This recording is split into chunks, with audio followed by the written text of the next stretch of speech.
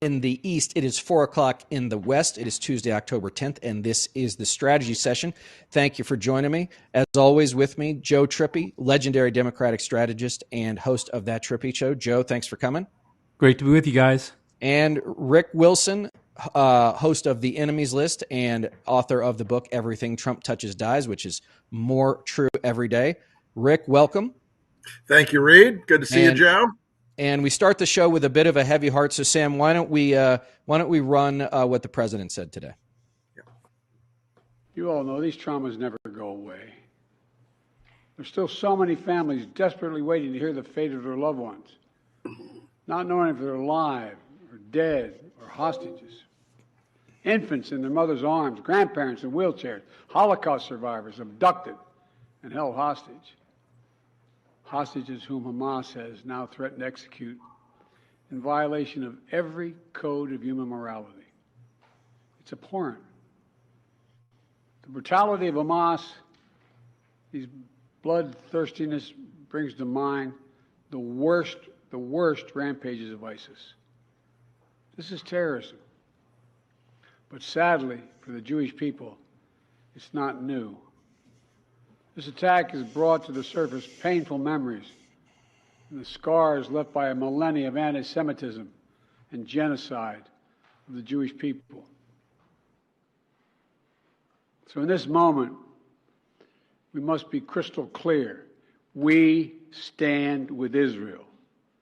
We stand with Israel. All right, so we lost Rick. He'll be back in a minute. But Joe, Sam, why don't you put up, as we heard the president's words, Sam, why don't you go ahead and put up the graphic that shows just because of what's happening because of Republican dysfunction in Washington, D.C. There is no ambassador to Israel. There is no ambassador to Egypt. There is no ambassador to Kuwait. There is no ambassador to Oman. Still have Tommy Tuberville, Joe, holding up 300 military promotions. No Speaker of the House. Good luck with that. And no State Department coordinator for counterterrorism. And the list goes on and on and on. And so, you know, let's start with Israel, and we'll get to the dysfunction on the Potomac. But you know, Joe, right before we went on air, we were talking about this. First, I think it was important for the president to be unequivocal in this. Yep.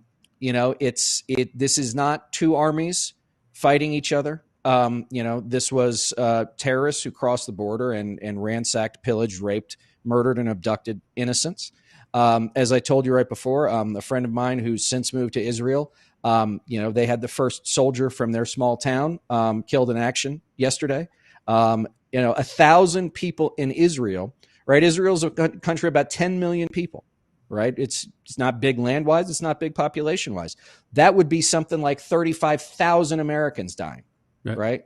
You know, like 10 September 9/11s, right? 9/11s, yeah. So, Joe, tell us what you're thinking. No, it's just incredible that, I mean, one, it just shows, you know, President Biden stating clearly, and I think the response he's getting in Israel is pretty incredible in terms of their gratefulness that he made it clear that the United States was standing with them. But beyond that, yeah, and calling it out what it was, anti-Semitism, terrorism. And I also think the graphic that we just put up says it all, that in the face of that, it's the dysfunction of the Republican Party that makes it tougher to engage and fight this stuff. We have no, as he ran it off, the numbers of ambassadors we don't have in incredibly important places right now. Military leaders we don't have in place. No speaker, even to get them to vote to get them the aid that we might want to give them. You know, the president can do a lot of that himself with just ordering things out there. But it's just, they're derelict. They're derelict, reckless. They've been crazy, and now they've made the world a more dangerous place. And of course, they're going to blame it all on Biden. That's the other thing they immediately went to. It's all his fault somehow. Right. Yeah. And Rick, it's interesting to just continue on Joe's point, and then I want to get your perspective on it too, because I know you've got some friends over there. And it just as an aside on that, interesting to see how small the world gets when something like this happens, and you're reminded of friends that you had there that you either didn't know were there or hadn't remembered were there. But Rick, to that point, you know, we saw as this was unfolding, someone like a Senator Tim Scott said that, Joe Biden is complicit on all this. The lies they told about, the funding for this coming from U.S. taxpayers, which even Fox News pushed back on, right? And I think has now died the death, frankly, it needed to die. And say this, that it was quick, right? It was quick. When you push back on misinformation quickly, guys, it will get pushed back out of the mainstream, but you got to do it quick and you got to do it relentlessly. So, Rick, give us your sense of what's happening. Well, look, there's a couple of things I've been thinking about a lot today. There's a weird horseshoe of the extreme far left in this country and the extreme far anti-Semitic right in this country coming together. They both hate Israel for different reasons, but that disturbs me at a very high level because Israel is our ally. They are the only country in the Middle East that can be credibly called a functioning democracy. It's a broken democracy. It's led badly, but that idea somehow there's a moral equivalency here between Israel and Hamas is repulsive. Look, and I told somebody this earlier today. A pretty left-wing friend of mine asked me, like, why are you so defensive? I said, listen, if you really care about the Palestinian people and their future and their prosperity and their prospects and their lives, then you should want Hamas burned to a cinder and driven into the sea. You should want Hamas defeated utterly, because that's the only pathway where the Palestinian people in Gaza will ever reach a point where they have autonomy and an economic system worth the name. If you believe in Hamas, you are in the same world as ISIS or Al-Qaeda. It's a backward-looking medieval death cult. And they will sacrifice as many people on the Israeli side of the wall as they believe will cause enough pain. Now, the other thing that I've been thinking about a lot is the absolutely repulsive nature of the Republican attacks on this. There are dead Americans on the ground in Israel. And captured Americans. Yeah. There are kidnapped Americans in Israel. And I promise you, if the shoe was on the other foot, they would be screaming bloody murder, that we all have to stand together, that when there's a national crisis or something like this, we have to all pull together. You have to back the president. And yet, the minute this happened, they were looking for ways to exploit it politically. Ronna McDaniel saying, this is a great political opportunity for us. Fuck you, Ronna. This is a great opportunity for us to try to get our hostages back and retrieve the bodies of our dead fellow citizens from a terrorist attack. And the other thing that I've been really concerned about is how quickly the Republican message machine that hates Ukraine, loves Putin, is suddenly they want to flood the zone in Israel with material and weapons, which, by the way, Israel doesn't really need a lot of that stuff. They are the most well-equipped military in the Middle East and probably second or third best in the world. Yeah. These are people who know how to fight. Yeah. Oh, yeah. They need our moral support. They need our intelligence support. Right. They don't need, an extra 50 F-15s or F-16s. That's what they need in Ukraine. But the idea that you're going to use Israel to defund Ukraine and to hand it to Putin, it's a repulsive strategy, but you saw it playing out today with Josh Hawley. You saw it over the weekend with Ted Cruz. You saw it over the weekend with a number of other Republican leaders. And the fact of the matter is, they would be willing to sacrifice Ukraine if they could make this work somehow. There is a global axis of evil. I know that phrase is out of fashion, but there are countries and people in this world who are definitionally evil and do evil in the world. Iran funds Hamas and Hezbollah. Their goal is to destroy Israel. And I don't mean like make them move away. I mean, kill all the Jews, part 2. Vladimir Putin is a force of evil in the world who also met with the Hamas leadership this spring and funds Hamas. Why? It's not out of the goodness of his heart so the people of Gaza have a better life. It's so that they will attack Israel.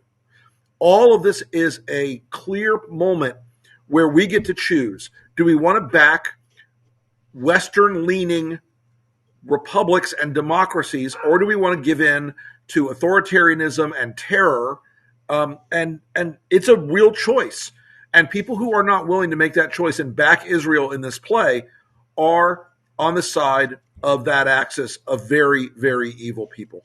And Joe, it's interesting that Iran always says, death to Israel. Saudi Arabia, who is not a friend of Iran, right? They are not friendly. They've been fighting a proxy war for some time now, right? They've conducted attacks, either overt or covert, on one another. Came out and said that basically the same exact thing. And one thing we should remember from our old friends, Vyacheslav and Ribbentrop, right, is that bad guys will make common cause with each other if they think it'll take out the good guys. Yep. Absolutely. And they're all waiting for Trump.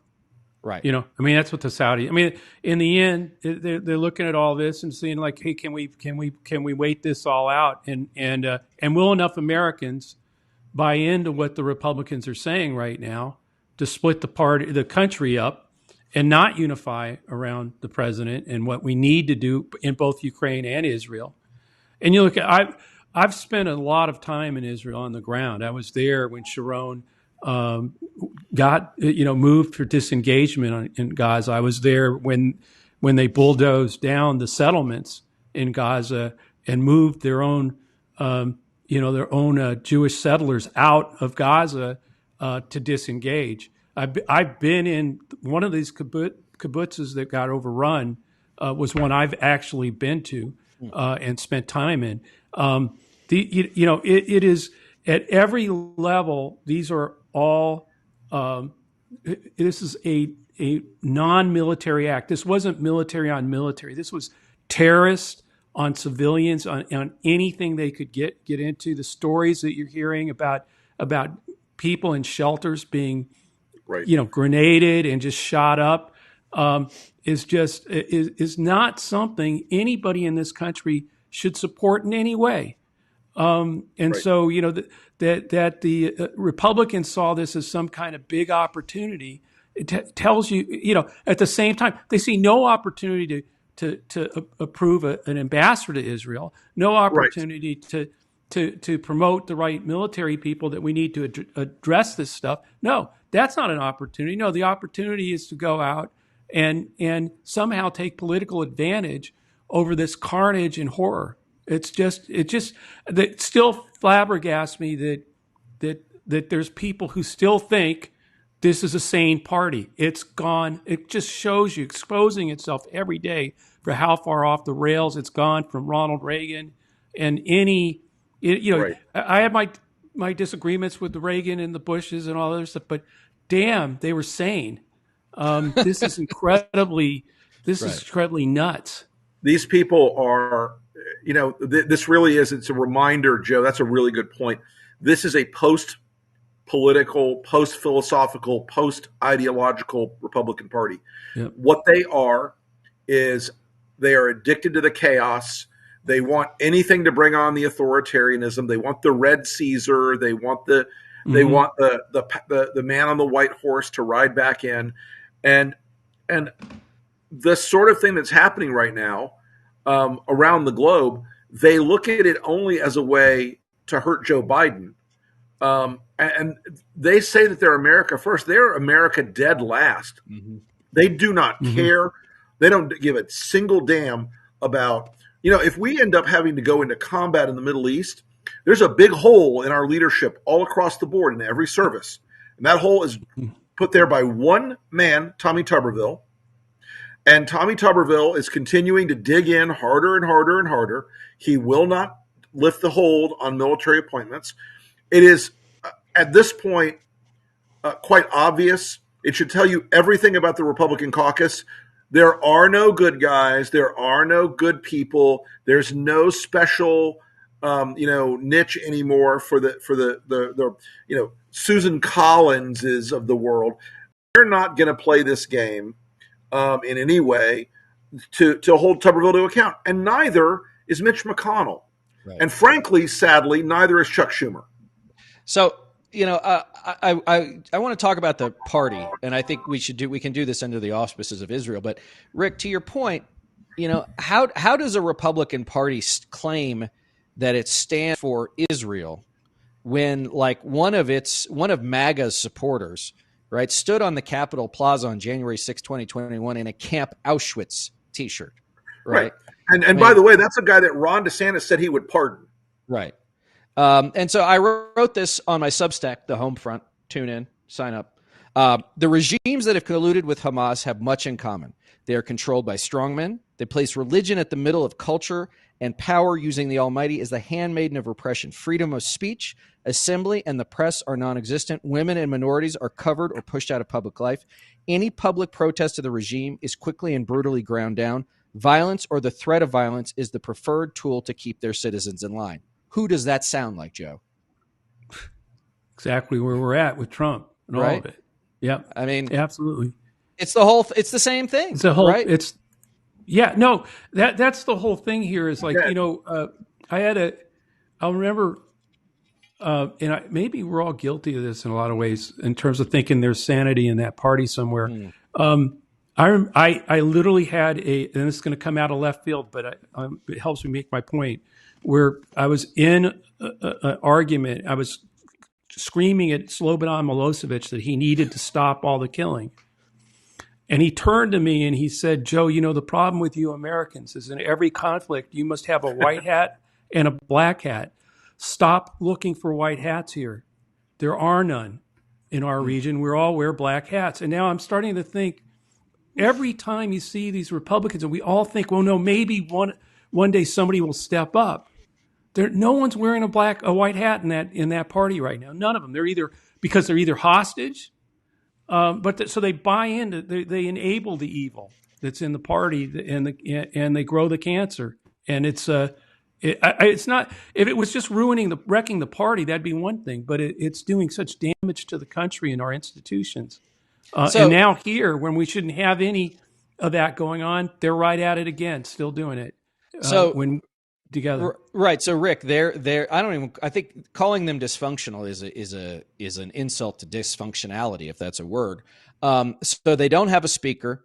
They're not going to have a speaker at least anytime soon. They have fully embraced. Rick, you're locking up on us a little bit. So if you can hear us, keep talking. But Joe, they don't have a speaker. They're not going to. Oh, there you go. So Rick, I'll come back to you. Jim Jordan and Steve Scalise are the top two people so far. Kevin McCarthy spent like a day and a half sort of tap dancing that, he would make himself available to return. Joe, you said that's probably, he said now he's not going to do that. Yeah. Right. I think just before we came on, I thought I saw something saying he's withdrawn his name. So, and then you've got, Patrick McHenry's the dark horse, and you've got Gates, God knows where, and all these other people running around. You got, Nancy Mace wearing a big red A on her chest, calling it her scarlet letter. I mean, Rick, what the hell is going on in there?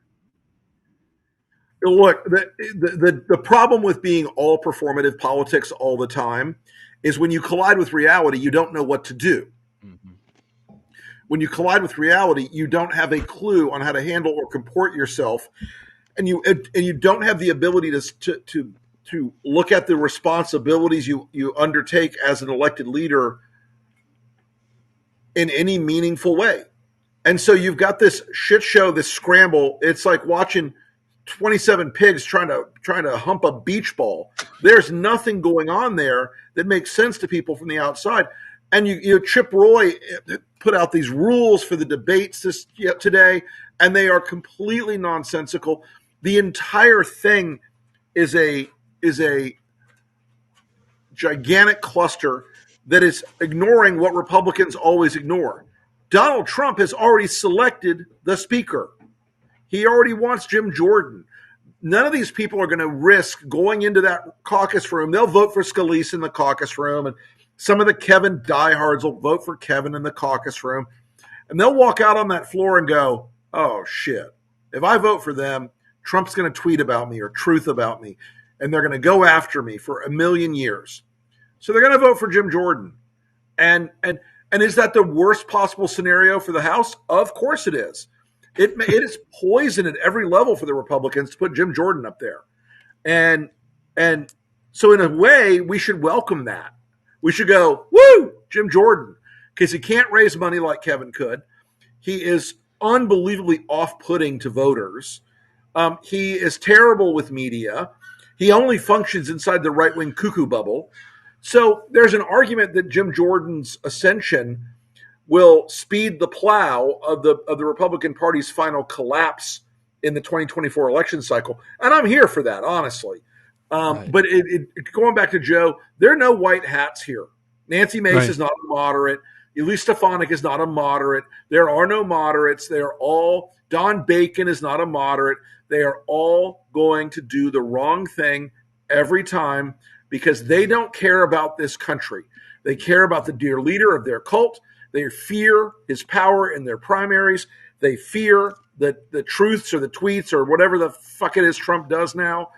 They are afraid of everything, and so they stand for nothing.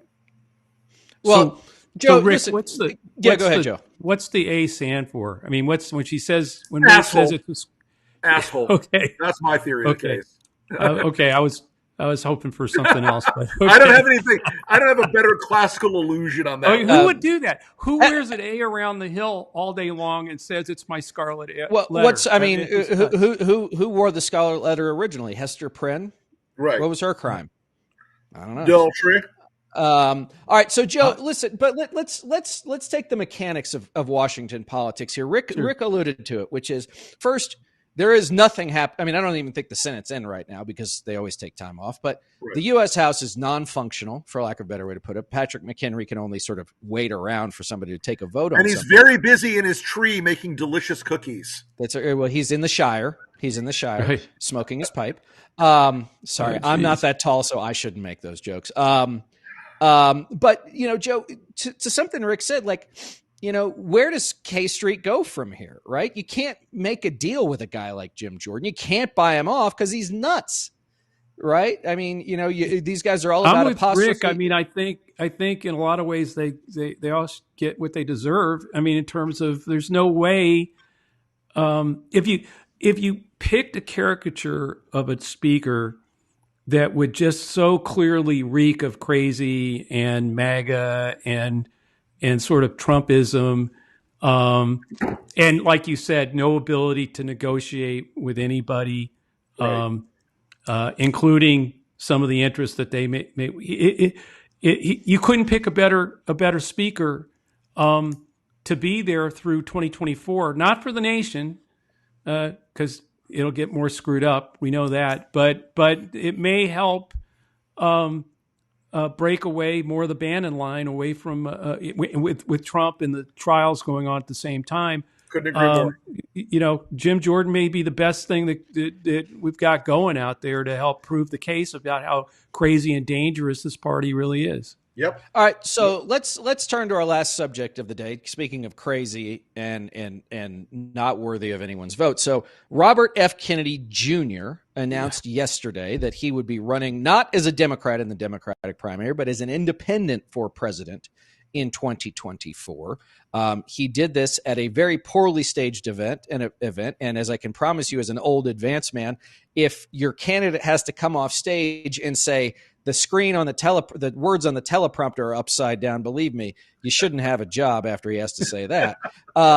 But, Rick, this is one of those weird things now, right, where the chaos and the crazy, once out of the cage, you just don't know where it's going to go. And now the Republican National Committee and the Donald Trump campaign are saying that, there are 23 reasons why, you shouldn't vote for RFK Jr. Now, that seems to me to be about a 180-degree turn from Steve Bannon's meat puppet trying to ding Joe Biden in the Democratic primary. Right. Here's the thing. You've got a guy who was on Alex Jones, Steve Bannon show over and over again, Fox News over and over again. And we say this a lot to people. They're like, well, you get into a primary here or there to mess with the other party. And occasionally we'll say, yeah. But you know what? Messing with another party's primaries is really a business for professionals. And Steve Bannon is not. He is an amateur. He is a weirdo. He is a wannabe strategist. He's the kind of dick in college who carried around a pocket version of Sun Tzu. But he doesn't really understand political strategy. And so when you look at the profile of voters RFK appeals to, conspiracy-driven, anti-vax, anti-globalism, all these things you pile up. That's a MAGA voter. That's a Republican voter. So if he's I would say I would go one step further, Rick. I don't think I think they're MAGA voters. I think they're Trump voters because I think, and some of these guys are my friends, is there are people who latch on to the anti-vax, anti-establishment thing, right? Who are also weren't particularly politically active prior to Trump, right. who dragged them out of the woods. Mm-hmm.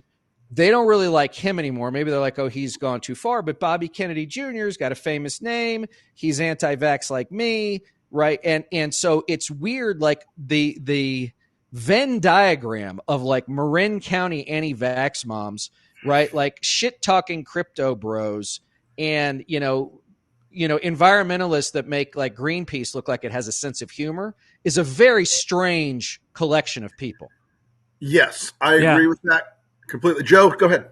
No, I was going to say the thing that is kind of puzzling is the report that, and I think we just had it up there a minute ago, that within 6 hours of his announcing this independent candidacy, $11 million was raised by his super PAC. It says gushed to the coffers of the super PAC supporting him, $11 million. That wasn't like grassroots $10 and $25. Right. $5 million of it came from the Mellon family, I'm told. Right. Yeah. So this is my point. The question I think is still, where does he spend that money? Like in what states with what message? Because I think it's incumbent on all of us to make clear what you did, Rick, about his connections to MAGA and how he can attract those voters. But I also think we got to be on the alert if he starts trying to spend millions of dollars saying, Joe Biden's too old and we need young Kennedy, kind of not that messaging. He's like a spring chicken. Yeah, well, but and he's all he's all roided up. Like nobody looks like that unless at that age, unless they're on steroids. Yeah. It's just an impossibility. Right. But here's the other part too: is somebody asked, one of the viewers asked, like, how does he get on the ballots? Like the super PAC can't do that for him. It's not like a scheme or a scam like No Labels where they've gone through all these legal machinations to try and figure out how to piece this together. Right. There are some ballots that are relatively speaking easy for a candidate to get on, but there are others that it's like real work. And the campaign has to pay for that. And by the way, TikTok, the time is running on ballot access. Yeah. Right. But that's probably why he moved up his announcement so quickly to say he was going to run as an independent, because they know that clock's running. And there is some talk out there that he may run as a green, which is explained possibly why, why the Greens lost their guy, West. But there's, who knows? We'll see what happens. But let me ask you this, guys. Riddle me this, okay? Let's take a detour away from RFK Jr. to the incompetence and insanity of No Labels, which is, they have been talking about how, Joe, that for their candidate, who they now say is likely to be a Republican at the top of the ticket, so maybe something else that Donald Trump and Chris LaCivita should worry about, is they were saying, like, our guy can get to 35 in a three-way race. I never believed that. But they're sure as hell not getting a plurality in a five-way race where you have the President of the United States, the former President of the United States, RFK Jr., Cornel West, and now a No Labels candidate. Like, I mean, first of all, not going to happen. The calculus alone is we got to do some math homework. But like that seems to me to push their aspirations, such as they were, further and further away from reality. Right, and there's no way they were ever going to get to 270 electoral college votes anyway. Even if it was just three-way race, that wasn't going to happen, and now there's no way it's going to happen. So I mean, now Ryan Clancy is telling people. I heard this late today. He's saying to people now, well, we only have to win a couple of states, and we're going to go into a couple of states, and then we'll negotiate and make them accept all of our policies at the end of the campaign. When is that ever? Trump just like. Trump will buy their. Trump. Yeah. Well, Trump will say sure. Yeah, of course. Trump will go, no problem. Okay, fine. But Rick, there's a word for that, and it's blackmail. Yeah, it's extortion. Yes, it's blackmail. It's extortion. Look, No Labels has proved over and over and over again they are the most single dishonest force in American politics. And now that Frank Luntz, Kevin McCarthy's roommate, and Mark Penn are running this, they're trying to do everything that No Labels claims they're not doing. Nancy's basically now in the background somewhere. Her job was to go raise the money and get the Republican billionaires on board. She did that. And now it's Frank and Mark, who, by the way, folks, they are not stupid people. They are mendacious. They are driven by something really weird, but they're not dumb. I don't underestimate them any given day. Sure. But we're going to have a No Labels candidate almost in every swing state. We're not going to have them in red states. Isn't that weird? Isn't that a strange coincidence? They're not going to be on the ballot in most of the red states, even though there are red states that are easy to be on the ballot. So, Joe, again, answer this for me. So, if they said that they're likely to have a Republican at the top of the ticket, which for me says that they're going after moderate Republicans to pull them away from Bannon, I think that's, or excuse me, from President Biden. I think that's what they're doing for that. Right. But in that case, do you see a Joe Manchin or any other quote unquote credible Democrat saying, "Oh yeah, I'll be the VP guy"? Right. Like I don't see Joe Manchin doing that at all. Right. And I'm not sure who would. Who knows? I mean, they can always find some former, state legislator or former congressman that they may be able to pull out, who wants to be relevant all of a sudden. But I'm with you. I don't know who out there, particularly with the stakes, understanding what the stakes are in terms of helping Trump out. And there's and Reed, you're completely correct. I mean, there's no doubt about it. If you put a moderate Republican at the top of the ticket, who are you going to appeal to? Those few moderate Republicans that are left that will not vote for Trump, but would vote for Biden if that was their choice. But they're gonna go for that. Oh, I've got a former moderate governor or a former moderate Republican senator. Yeah, in the belief that they're doing something good for democracy, and all they're really doing is helping elect Trump back into the White House and end our democracy. And all of it makes no sense because, again, there's no way they get electoral votes. If they did get a couple of states electoral votes, it won't be blackmail. It'll be going to the House, and we know what this Republican House, as it's currently configured, is going to do. They're going to make Donald Trump the president. That's why I think so many people who've given to RFK Jr., given to No Labels, happen to connect some of the dots up, and you're seeing a hell of a lot of Trump money. And look, some of this with RFK, we'll see what happens because a lot of that money, I think the melons, all happened when he was running as a Democrat to take on Biden. Will they keep doing it now that he's going to run as an independent? If they do, it tells me that's part of the plan. He's going to change his stripes and go after Biden, not Trump, but we'll see. Well, and remember, Rick, we should not forget Cornel West out there and his vice presidential pick, Jill Stein, who sat at the same Vladimir Putin table that Michael Flynn did that one famous night in Moscow, right? So, this, it's hard sometimes, guys, when you use your expression, Joe, when you start connecting these dots, Rick, not to sound crazy. Yeah, no, listen. I mean, there's some conspiracy theorists are looking for coherence across a bunch of non-factual elements. We're looking for coherence across the factual elements of what is obviously a plan by a lot of people on the Trump side of the equation to basically do what the Lincoln Project did and break away a group of persuadable voters. And so that means we have to work twice as hard over at LP, and we have to fight this idea of giving them an open field to run through and to do this, because if we don't stand up to this, it is going to turn into a very bad situation on election night. We're going to be back to, oh, God, did we win Arizona? Oh, God, did we win Michigan? And it's going to be a very painful night because there are people out there who are very smart who will do anything to get Donald Trump back in office. Well, and I would say this, Joe, as we start to wrap, is that this is all one of those things where it shouldn't be. We shouldn't have this. And there's just been a drumbeat all across the board to create the trouble. But also, I would say that in some ways the calendar's on our side, which is sometime probably in the next few weeks. If you want to run as something other than a Republican or Democrat, whatever it is you are in these states, you will have to re-register as an independent because states won't allow you to run as a Republican on a new line, right? Some states like Oregon are voting, but most of those don't. And so that will be a big tell. And when we get the news one morning that Larry Hogan has gone to his registrar's office to change from R to I, we're going to know. And then here's the thing: is this doesn't occur in a vacuum. Like Larry Hogan will have to answer for those decisions, right? No, and Reed, you're right. That's exactly why I think Robert F. Kennedy Jr.